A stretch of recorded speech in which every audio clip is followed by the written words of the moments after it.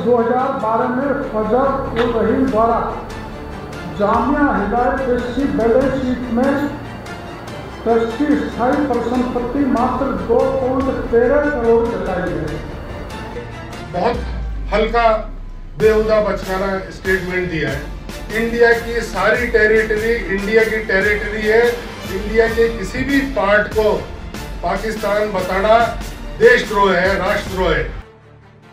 Doctor Kirori Lal Meena द्वारा लगाए गए गंभीर आरोपों पर आज मौलाना फजल उर रहीम की ओर से कड़ी प्रतिक्रिया सामने आई है।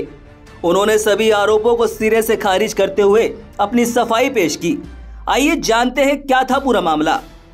हाल ही में डॉक्टर किरोड़ी लाल मीणा ने एक प्रेस कॉन्फ्रेंस में वक्फ संपत्तियों के दुरुपयोग और अवैध कॉलोनियों के निर्माण को लेकर गंभीर आरोप लगाए थे।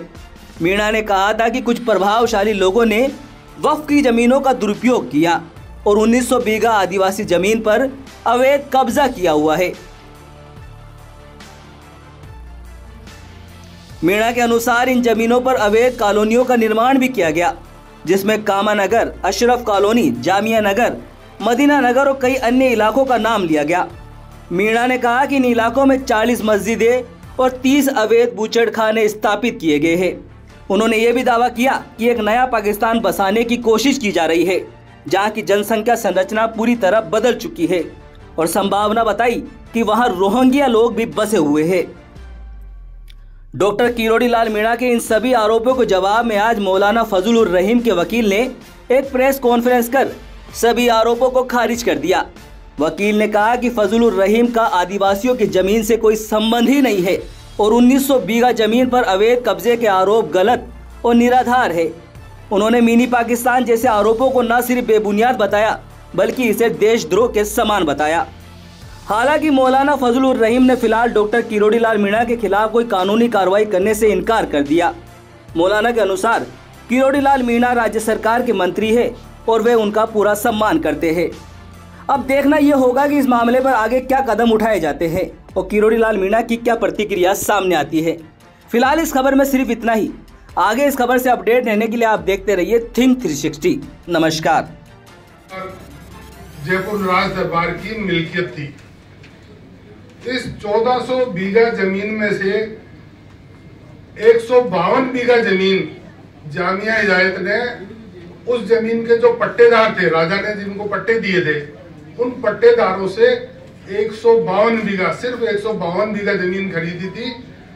उस 1400 बीघा जमीन को गवर्नमेंट ऑफ राजस्थान ने गलत गैरकानूनी तरीके से सीआरपीएफ को और राजस्थान पुलिस को अलॉट कर दी थी 1400 बीघा जमीन जून 1990 में, जिसके खिलाफ हमने राजस्थान हाई कोर्ट में केस दायर किया था और राजस्थान हाई कोर्ट की डिवीजन बेंच ने स्पेशल अपील रिट 500/2009 में हमारी अपील मंजूर करके जामिया हिदायत को 152 बीघा जमीन का मालिक माना था। इस फैसले के खिलाफ गवर्नमेंट उस एसएलपी में माननीय सुप्रीम कोर्ट ने यथास्थिति बनाए रखने के आदेश पारित किए। हमारी जो 152 बीघा जमीन है वो नहीं है, हम सिर्फ 152 बीघा जमीन के मालिक हैं और सुप्रीम कोर्ट के आदेश की पालना में हमने उसके ऊपर कोई कंस्ट्रक्शन नहीं कराया। वो आज भी लैंड ओपन लैंड है, उस पर कोई बूचड़खाना, मस्जिद वगैरह ऐसी चीजें नहीं है। इन्होंने बेबुनियाद झूठे एलिगेशन लगाए। ये कोर्ट का फैसला है, हाई कोर्ट की डिवीजन बेंच का फैसला है। 500/2009 DB civil special appeal writ और इस फैसले की तारीख है 11 जनवरी 2010।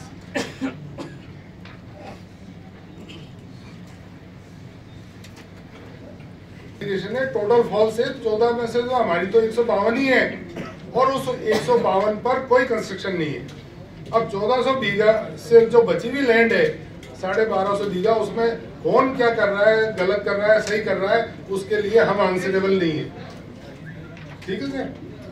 अब आ जाइए, माननीय किरोड़ी लाल जी मीणा ने एक वीडियो दिखाया था कि साहब मौलाना फजल उर रहीम साहब मुसलमानों को प्रोवोक कर रहे हैं कि हम इसमें मुस्लिम आबादी बढ़ाएंगे, ये बढ़ाएंगे। वो वीडियो फजलुर रहीम साहब का नहीं है, बल्कि एक जियाउर रहीम साहब का है, जो बदकिस्मती से रिश्ते के इनके भाई हैं, लेकिन उसके गलत काम के लिए हम आंसरेबल नहीं है। उसने ये बेहुदा और वाहियात स्टेटमेंट उस वीडियो में दिया है, जो करोड़ी लाल जी मीणा ने जानबूझकर उसमें इनका नाम लिया है। क्यों? क्योंकि ये all India Muslim personal law board के जनरल सेक्रेटरी हैं और वक्फ अमेंडमेंट बिल के लिए विरोध कर रहे हैं, उसमें जो गैर कानूनी प्रोविजन है उनको अपोज कर रहे हैं। तो पॉलिटिकल मोटो के तहत उन्होंने ये जानबूझ के फैब्रिकेट किया। अगर वो गलत वीडियो है तो वो जियाउर रहीम का है, नहीं कि फजलुर रहीम जी का। बहुत हल्का बेहुदा बचकाना स्टेटमेंट दिया है कि मानपुर सड़वा में एक नया पाकिस्तान बनाया जा रहा है। ये शर्मनाक स्टेटमेंट है। इंडिया की सारी टेरिटरी इंडिया की टेरिटरी है। इंडिया के किसी भी पार्ट को पाकिस्तान बताना देशद्रोह है, राष्ट्रद्रोह है। अभी मैं आपको इसी बारे में उदाहरण देता हूं। कर्नाटका हाई कोर्ट के एक जज साहब ने एक मुस्लिम लोकेलिटी को पाकिस्तान कह के एड्रेस किया था। सुप्रीम कोर्ट की 5 जजेस की बेंच ने 25 सितंबर को उन जज साहब को अपने फैसले में उन्होंने कहा कि ये राष्ट्र विरोधी बयान है। आप कैसे इंडिया के किसी पार्ट को पाकिस्तान बता सकते हो? ये निहायत बेहुदा राष्ट्रद्रोही एक्ट है, जो उन्होंने बिल्कुल कैजुअल मैनर में और गलत तरीके से कहा है। उन्होंने एलिगेशन लगाए कि ये जामिया